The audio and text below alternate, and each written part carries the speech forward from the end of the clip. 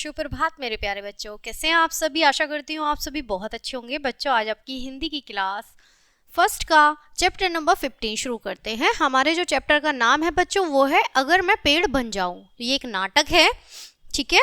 तो बच्चों इसमें कह रहे हैं कि अगर मैं पेड़ बन जाऊं, पेड़ को लेके बात हो रही है। चलिए पाठ को शुरू करते हैं बच्चों, ठीक है। दीपक सो रहा था। दीपक जो बच्चा है वो सो रहा था। अचानक उसे एक सपना आया, तो उसने सोते टाइम एक सपना देखा। उसने सपने में देखा कि एक आदमी हरे भरे पेड़ को काट रहा है, यानी जो पेड़ होते हैं उन्हें, हरे भरे जो पेड़ लगे हुए होते हैं उन्हें काट रहा है, ठीक है। चीख चीख कर जो पेड़ है कह रहा है बचाओ बचाओ, यानी पेड़ अपने आप को बचाने के लिए आवाजें दे रहा है चीख चीख कर, कोई मुझे इस शैतान से बचाओ। यानी जो लकड़हारा है वो पेड़ काट रहा है और उससे बचाने के लिए पेड़ चिल्ला रहा है, यह शैतान मेरे उपकार को भूलकर मेरा कत्ल करने पर तुला हुआ है। यानी पेड़ कह रहा है कि मैंने इस शैतान पर, यानी इन लोगों पर कितने उपकार किए हैं, उनको भुलाकर ये मुझे काट रहा है। दीपक उस आदमी को पेड़ काटने से रोकने की कोशिश करता है, यानी वो नींद में ही उसे रोकने की कोशिश करता है, पर वह आदमी दीपक को डराकर वहां से भगा देता है। यानी उसे दीपक बच्चा है तो उसे डराकर वो आदमी भगा देता है। अचानक उसकी नींद टूट जाती है। अब उसके मन में सवाल उठता है उठने के बाद कि आखिर पेड़ हम पर क्या उपकार करते हैं।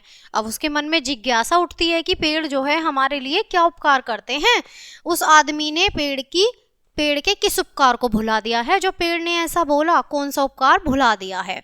इन्हीं सवालों में उलझा हुआ दीपक वह सुबह होते ही अपने दादाजी के पास गया और उनसे पूछा, दादाजी पेड़ हम पर क्या उपकार करते हैं, मुझे बताइए।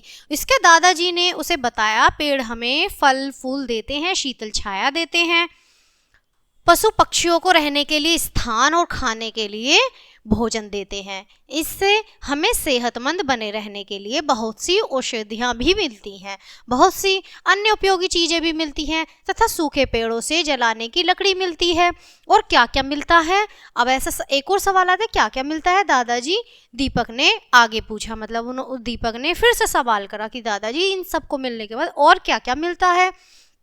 तो दादाजी बोले, पेड़ बारिश करने में सहायता करते हैं, बारिश से ही हमें पीने और अन्य कामों के लिए पानी मिलता है।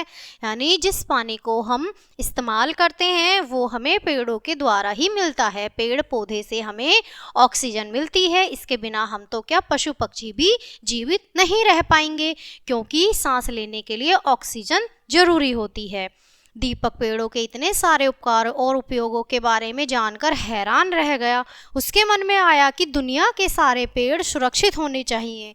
वह झट से बोल उठा, दादाजी अगर मैं पेड़ बन जाऊं तो आदमी से पता है क्या कहूँगा? क्या बेटा? दादाजी कहते हैं, क्या कहोगे बेटा? दादाजी ने पूछा।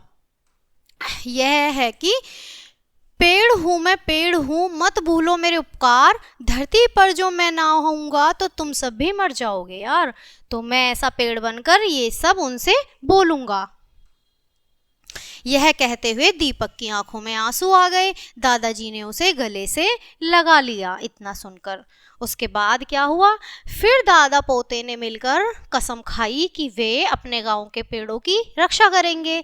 उस दिन से ही दोनों इस काम में जुट गए। गांव में हरियाली और खुशहाली छा गई। लोग दूर दूर से दीपक का गांव देखने आने लगे। दीपक सबसे कहता, पेड़ लगाओ, पेड़ बचाओ, हर गांव को हरा भरा बनाओ।